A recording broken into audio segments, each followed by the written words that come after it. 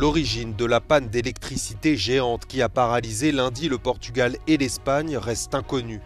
Lisbonne et Madrid poursuivent leurs enquêtes. Le président ukrainien Volodymyr Zelensky dénonce une tentative de manipulation de Vladimir Poutine après l'annonce par Moscou d'une trêve du 8 au 10 mai. La solution à deux États proche d'un point de non-retour, c'est ce qu'affirme le secrétaire général de l'ONU. Il en appelle à la communauté internationale. En Syrie, après des affrontements meurtriers entre combattants pro-gouvernementaux et druzes près de Damas, un accord visant à mettre fin aux heurts a été conclu ce mardi soir. Alors que la vie reprend son cours normal avec le rétablissement du courant en Espagne et au Portugal, l'origine de la panne électrique géante, survenue lundi à la mi-journée, reste encore inconnue. Les deux pays ont largement été paralysés pendant toute une demi-journée. Plusieurs enquêtes sont en cours. Lisbonne a demandé le concours de l'Union européenne. É, portanto, também importante que, face a uma expectativa menos positiva, que ainda ontem foi adiantada relativamente à nossa dependência, nomeadamente com Espanha, sabermos que o problema que foi causado não tem a ver com a falta de capacidade de produção e distribuição em Portugal. O que tem a ver é com exatamente essa ligação. Si le gouvernement portugais ainsi que l'opérateur du réseau espagnol excluent l'hypothèse d'une cyberattaque, Madrid se refuse à écarter cette piste. Y se están examinando ya los registros informáticos de Red Eléctrica y también de los operadores privados para no descartar ninguna hipótesis.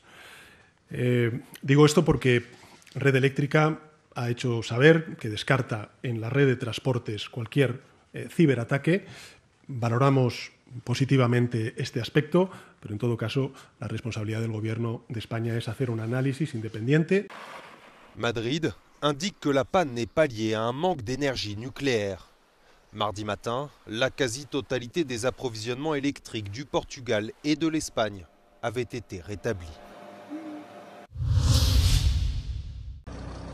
En pleine effervescence diplomatique, en attendant un éventuel arrêt des combats, les attaques de drones se poursuivent entre l'Ukraine et la Russie.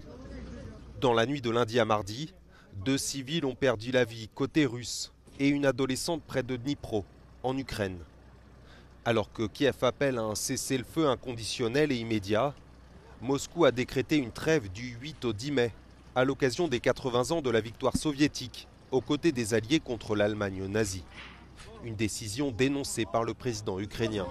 Зараз, от знов, чергова спроба маніпуляцій. Чомусь всі повинні чекати 8 травня. І тільки тоді припиняти вогонь.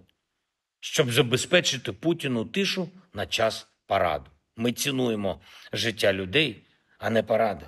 І саме тому ми вважаємо, світ вважає, що немає причин чекати 8 травня. І вогонь має бути припинений не на кілька днів. Dans un entretien au magazine américain The Atlantic, le président Donald Trump a évoqué lundi la possibilité d'infliger des sanctions, notamment bancaires, à la Russie.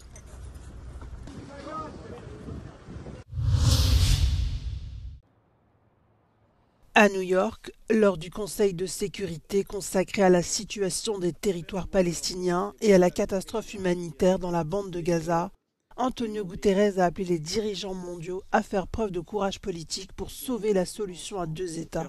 Le secrétaire général de l'ONU avertit que cette perspective s'éloigne inexorablement. The two-state solution is near a point of no return. The international community has a responsibility to prevent perpetual occupation and violence. Depuis des décennies, la reconnaissance d'un État palestinien est présentée par l'ONU comme la seule issue politique viable au conflit israélo-palestinien.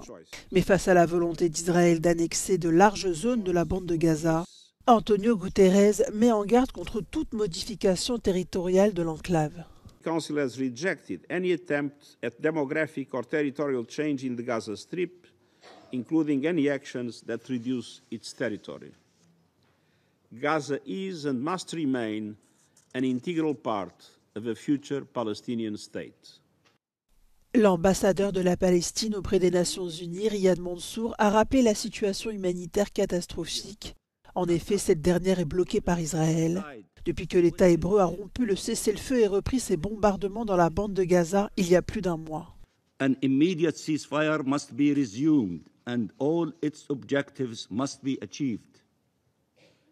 President Trump, in his latest conversation with the Israeli Prime Minister, stressed what he called, in his own words, the need to be good to Gaza, given how people there are suffering. D'après l'ambassadeur palestinien, les États-Unis font pression pour assurer l'entrée de nourriture et de médicaments afin de soulager les Gazaouis qui sont privés de produits de première nécessité depuis des semaines. Il a également exprimé l'espoir d'un cessez-le-feu. Au moins 14 personnes ont été tuées dans des affrontements entre forces de sécurité syriennes et combattants druzes à Jaramana, près de Damas, rapporte ce mardi l'Observatoire syrien des droits de l'homme, basé au Royaume-Uni. Selon l'ONG, les forces de sécurité ont lancé l'assaut après la publication sur les réseaux sociaux d'un message vocal jugé blasphématoire à l'égard de l'islam. Un message attribué à un membre de la communauté druze, une minorité ésotérique issue de l'islam. Ce mardi soir, représentants du gouvernement syrien et des Druzes du quartier ont conclu un accord visant à mettre fin aux heurts et traduire en justice les personnes impliquées dans ces accrochages. Ces combats interviennent sur fond de tensions confessionnelles, un mois après des massacres ayant visé la minorité alaouite dans le pays dirigé depuis décembre par une coalition islamiste.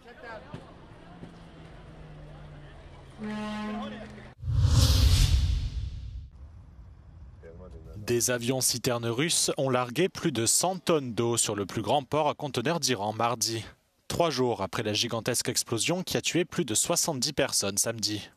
Si l'incendie a été globalement maîtrisé, le porte-parole des services de secours précise qu'il faudra encore 15 à 20 jours pour venir complètement à bout des flammes. Parmi les victimes de l'explosion de samedi figurent des chauffeurs de camions, des travailleurs portuaires ainsi qu'un couple de jeunes mariés. 1 millier d'autres personnes ont également été blessées. D'après les premiers rapports, l'explosion se serait produite à la livraison dans le port d'un composant chimique nécessaire à la fabrication de combustible pour les missiles balistiques. Les autorités iraniennes ont démenti cette version des faits et déclaré que l'explosion avait été provoquée par un acte de négligence. Les quelques 650 000 habitants de la ville ont été appelés à rester chez eux jusqu'à nouvel ordre, des fumées toxiques étant toujours susceptibles de s'échapper du lieu de l'explosion. La police suédoise annonce que 3 personnes ont été tuées lors d'une fusillade dans la ville d'Uppsala, à l'est du pays, près de la capitale Stockholm. Selon la police locale, une personne soupçonnée de meurtre a été arrêtée. La fusillade s'est produite dans un quartier résidentiel, dans un salon de coiffure, selon les premiers témoins.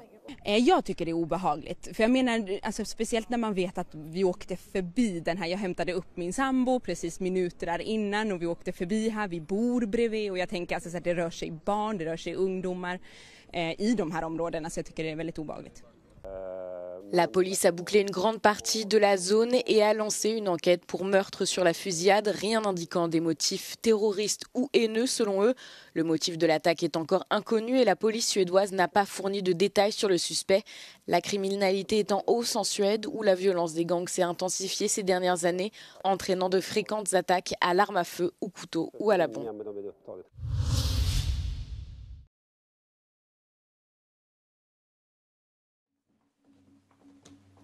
Un État membre de l'Union européenne ne peut pas vendre sa citoyenneté. Dans un arrêt rendu mardi, la Cour de justice de l'Union estime contraire au droit européen le programme d'acquisition d'un passeport à travers un investissement mis en place par Malte. Les juges estiment qu'une commercialisation du statut de citoyen de l'Union européenne menace la confiance entre les 27. Pour l'ONG Transparency International, cet arrêt est un soulagement. This practice and these schemes that have allowed the sale of citizenship have been very concerning because we have seen how they have opened the EU's doors to dirty money and have allowed individuals with suspicious backgrounds, corrupt actors to gain access to the EU and acquire rights and privileges that come with the European Union citizenship. So today's ruling, which is, in our view, a landmark judgment, will put an end to this harmful practice, not only in Malta, but will also prevent other member states from putting in place similar schemes, which the court has called transactional in their nature. Malte était sous le coup d'une procédure depuis 2020 lancée par la Commission européenne. L'île était le dernier pays membre de l'Union à proposer ces passeports dorés. Chypre et la Bulgarie avaient mis fin à ce dispositif. Obtenir la citoyenneté de l'Union permet à une personne d'accéder directement à la libre circulation et au marché intérieur. Ce passeport confère aussi le droit de vote et d'éligibilité aux élections européennes et locales. La Commission européenne salue l'arrêt de la Cour. The position of the Commission on investor citizenship schemes has been very clear from the outset. European citizenship is not for sale.